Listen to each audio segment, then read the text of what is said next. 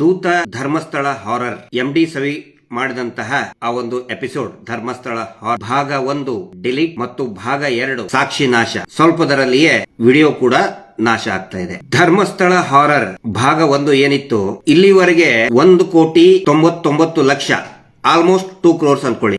Sameer system ಅಲ್ಲಿ almost ಅದು 20 million ಅಂತಾನೆ ತೋರಿಸ್ತಾ ಇದೆ. 1,19,09,07 ಆರ್ ಸಮಥಿಂಗ್ ಏನೋ ಇದೆ. 2 crores ವರೆಗೆ 2 ಕೋಟಿ ಜನ ನೋಡಿದ್ರು. ಬರೀ 2 ಕೋಟಿ ಅಲ್ಲ, ಇನ್ಸ್ಟಾಗ್ರಾಮ್ ಬೇರೆ ಬೇರೆ ಇದರಲ್ಲಿ ಸಿಕ್ಕಾಪಟ್ಟೆ ಆಲ್ಮೋಸ್ಟ್ ಎಲ್ಲರೂ ಕೂಡ ಅದನ್ನ ನೋಡಿದ್ದಾರೆ. ರಾಜ್ಯದ ಪ್ರತಿಯೊಬ್ಬ ಜನರು ಕೂಡ ಅರ್ಥ ಮಾಡಿಕೊಂಡ್ರು. ಇವರು ಸಂಪೂರ್ಣವಾಗಿ ಧರ್ಮಸ್ಥಳ ನೇತ್ರಾವತಿ ತೀರದ ವಿಶ್ವವಿಖ್ಯಾತ ಕುಟುಂಬ, ಆ ಕುಟುಂಬದ ಏನೋ ಧರ್ಮದ ಕಾಂಟ್ರಾಕ್ಟರ್ ಸಂಪೂರ್ಣವಾಗಿ ಬೆತ್ತಲಾದ್ರು. ಅಂಗಿ ಚೊಣ್ಣ ಬನೀನ ಎಲ್ಲಾ ಕಳ್ಚ್ಕೊಂಡು ಬೆತ್ತಲಾದ್ರು. ಉಳಿದಿದ್ದು ಒಂದೇ ಉಡ್ದಾರ ಉಳಿಸ್ಕೊಳ್ಳೋಕೆ ಕೋರ್ಟಿಗೆ ಹೋಗಿ ಹರಸಾಹಸ ಪಟ್ಟು 2 ಕೋಟಿ ಜನ ನೋಡಿದ ಮೇಲೆ ಅದನ್ನು ಹರಸಾಹಸ ಪಟ್ಟು ಬ್ಲಾಕ್ ಮಾಡಿಬಿಟ್ಟು ಡಿಲೀಟ್ ಮಾಡಿಬಿಟ್ಟು ಅಂಥೇಳಿ ಈಗ ಚೇರ್ಸ್ ಅಂತ ಮಾಡ್ತಾ ಇದ್ದಾರೆ. ಕಬಾಬ್ ತಿಂದು ಇರುವೆನ್ನೂ ಕೊಲ್ಲದವರು, ಸೊಳ್ಳೆಯನ್ನೂ ಕೊಲ್ಲದವರು ಕಬಾಬ್ ತಿಂದು ಈಗ ಚೇರ್ಸ್ ಅಂತ ಮಾಡ್ತಾ ಇದ್ದಾರೆ. ಇವ್ರ ತಲೆಯಲ್ಲಿ ಏನಾಯ್ತು ನನಗಂತೂ ಗೊತ್ತಿಲ್ಲ. ಸೆಕೆಂಡ್ ವಿಡಿಯೋ ಸೇಮ್ ರೀಸನ್ ಇಟ್ಟು ಕೋರ್ಟಿನ ಒಂದು ಅದ್ರ ಹಳೇದದು ಸಮೀರ್ ಮೇಲೆ ಯಾವುದೇ ಆದಂತ ನೋಟಿಸ್ಗಳು ಬಂದಿದ್ದಿಲ್ಲ. ಕೋರ್ಟು ಕೂಡ ಹೆಂಗ್ ಕಣ್ಣು ಮುಚ್ಕೊಂಡು ಆದೇಶ ಕೊಡ್ತಾ ಇದೆಯೋ, ಯಾವುದು ಅದು ಸಿಟಿ ಸಿವಿಲ್ ಕೋರ್ಟ್ ಅಂತೆ ಹೆಂಗ್ ಆದೇಶ ಕೊಡ್ತಾ ಇದೆಯೋ ಖಂಡಿತ ಗೊತ್ತಿಲ್ಲ.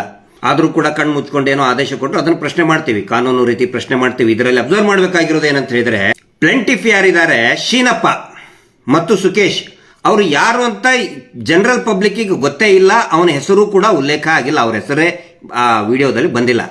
ಅವ್ರು ಹೇಳ್ತಾರೆ ನೋ ಆಯ್ತು ಮನಸ್ಸಿಗೆ, ಡಿರೋಗೇಟರಿ ಸ್ಟೇಟ್ಮೆಂಟ್, ಮಾನನಷ್ಟ ಮೊಕದ್ದಮೆ, ಮಾನನಷ್ಟವಾಗುವ ರೀತಿಯಲ್ಲಿ ವಿಡಿಯೋದಲ್ಲಿ ಇದೆ ಅಂತ ಅವರು ಕೊಡ್ತಾರೆ.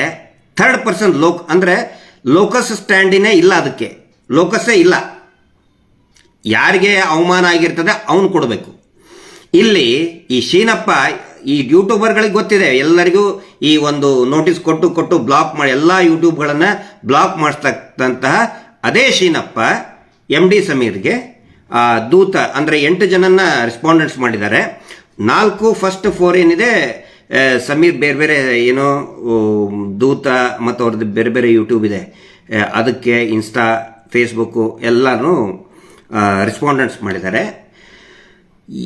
ದೇವಸ್ಥಾನಕ್ಕೆ ಸಂಬಂಧ ಇಲ್ಲದೆ ಇರುವಂತ ವ್ಯಕ್ತಿ, ಆ ವಿಡಿಯೋದಲ್ಲಿ ಅವನ ಹೆಸರು ಕೂಡ ಉಲ್ಲೇಖ ಆಗದೆ ಇರುವಂತ ವ್ಯಕ್ತಿ, ಕೋರ್ಟಿನ ಒಂದು ನೋಟಿಸ್ ಅನ್ನ ತೋರಿಸಿ ಆ ಕೋರ್ಟ್ನವ್ರು ಯಾವ ರೀತಿ ಯಾಕೆ ಹೆಂಗೆ ಬರೀತಾರೆ ಅದು ಯಾರಿಗೂ ಅರ್ಥನೇ ಆಗ್ತಾ ಇಲ್ಲ.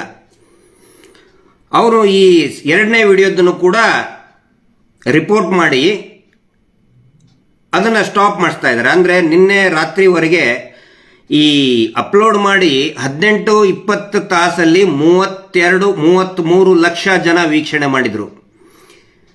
ಇದೊಂದು ಇತಿಹಾಸನೇ, ಇದು ರೆಕಾರ್ಡ್ ಬ್ರೇಕ್ ಅಂದ್ರೆ ದೊಡ್ಡ ಮಟ್ಟದ ಒಂದು ದಾಖಲೆ ಇದು. ಈ ರೆಕಾರ್ಡ್ ಬ್ರೇಕ್ ಮಾಡೋಕೆ ಬಹುಶಃ ಸಮೀರ್ ಹೇಳ್ತಾ ಇದ್ದ, ಅಣ್ಣ ನನ್ನ ಕಡೆ ನನಗೆ ಮಾಡೋಕ್ಕಾಗೋದಿಲ್ಲ ಇದನ್ನ ಅಂತೇಳಿ, ನಾನೇ ಇನ್ನೊಂದು ವಿಡಿಯೋ ಮಾಡಿದ್ರೆ ಈ ಒಂದು ರೆಕಾರ್ಡ್ ಬ್ರೇಕ್ ಮಾಡೋಕ್ಕಾಗೋದಿಲ್ಲ, ಮೊದಲನೇ ವಿಡಿಯೋದಂತರೂ ಸಾಧ್ಯನೇ ಇಲ್ಲ ಅಂತ ಹೇಳ್ತಾನೆ. ಅಂತ ಒಂದು ಅದು ಯಾವುದದು ವಿಡಿಯೋ? ಸಾಕ್ಷಿ ನಾಶದ ವಿಡಿಯೋ, ಸಾಕ್ಷಿ ನಾಶದ ಏನಿದೆ ಮಾಹಿತಿ ಇರುವಂತದ್ದು. ವಾರ್ಜಾಚಾರ್ತಿ ಯಾಕೆ ಸತ್ಲು? ಆನಂತರ ಇನ್ನೊಂದು ನೀವು ಎಲ್ಲರೂ ಕೂಡ ಅದನ್ನು ಗಮನಿಸಬೇಕು. ಆ ವಿಡಿಯೋದಲ್ಲಿ ಅದು ಈಗ ಬ್ಲಾಗ್ ಮಾಡ್ತಾ ಇದ್ದಾರೆ. ಇನ್ನೊಂದು ಒಳ್ಳೆಯ ಸಂಗತಿ, ಸ್ವತಃ ಸಮೀರ್ ಮತ್ತೆ ನಾನು ಕೂಡ ಮಧ್ಯಾಹ್ನ ತಿಳಿಸಿದ್ದೆ, ಯಾವುದೇ ಯೂಟ್ಯೂಬರ್ಗಳಿಗೆ ಅಥವಾ ಈ ಪೇಜ್ ರೈಟರ್ಸ್ಗಳಿಗೆ ಯಾವುದೇ ರೀತಿಯಾದಂಥ ಕಾಪಿ ರೈಟ್ ಸ್ಟ್ರೈಕ್ ಬರುವುದಿಲ್ಲ. ಯಾರು ಬೇಕಾದರೂ ಕೂಡ ಅದನ್ನ ತಾವು ತಮ್ಮ ಇದರಲ್ಲಿ ಯೂಟ್ಯೂಬ್ಗಳಲ್ಲಿ ಅಪ್ಲೋಡ್ ಮಾಡಬಹುದು. ಇದಕ್ಕಿಂತ ಒಳ್ಳೆ ಮನಸ್ಸು ಬೇಕೇನ್ರಿ? ಇವನು ಒಬ್ಬನು ಯಾವನೋ ನಕಲಿ ಪತ್ರಕರ್ತ ಯಾವುದೋ ಒಂದು ತಂದು ಯೂಟ್ಯೂಬ್ನಲ್ಲಿ ಇದ್ದಿದ್ದನ್ನ ಕೂಡ್ಲಾರಾಮ್ ಪೇಜ್ ಅಜಯ್ ಅಂಚನ್ ಹಾಕಿದ್ದಕ್ಕೆ ಅದನ್ನು ಸ್ಟ್ರೈಕ್ ಕೊಟ್ಟು ಎಲ್ಲಿ ತನ್ನ ಬಂಡವಾಳ ಬಯಲಾಕತ್ತಂತೇಳಿ ಸ್ಟ್ರೈಕ್ ಮಾಡಿ ಓಡಿ ಹೋಗ್ಬಿಟ್ಟ. ಆದರೆ ಇಲ್ಲಿ ಯಾವುದೇ ಯೂಟ್ಯೂಬ್ಗಳು ಕೂಡ ಅಪ್ಲೋಡ್ ಮಾಡಬಹುದು, ಯಾವುದೇ ಕಾಪಿ ರೈಟ್ಸ್ ಅನ್ವಯ ಆಗುವುದಿಲ್ಲ. ಅದು ಕೂಡ ದ ಮೋಸ್ಟ್ ಸೆಲೆಬ್ರೇಟೆಡ್ ಯೂಟ್ಯೂಬ್, ಅದು ಇಡೀ ದೇಶದಲ್ಲಿ ದ ಮೋಸ್ಟ್ ಸೆಲೆಬ್ರೇಟೆಡ್ ಒಬ್ಬ ಯೂಟ್ಯೂಬರ್ ಹೇಳ್ತಾನೆ ನಾನು ಯಾವುದೇ ಸ್ಟ್ರೈಕ್ಗಳನ್ನು ಕೊಡೋದಿಲ್ಲ ಅಂತ. ಇದಕ್ಕಿಂತ ಕಳಕಳಿ ಬೇಕಾ? ಅದನ್ನು ಅರ್ಥ ಮಾಡಿಕೊಡಿ. ಈಗ ಇದು ರೈಟ್ ನ್ಯೂಸ್.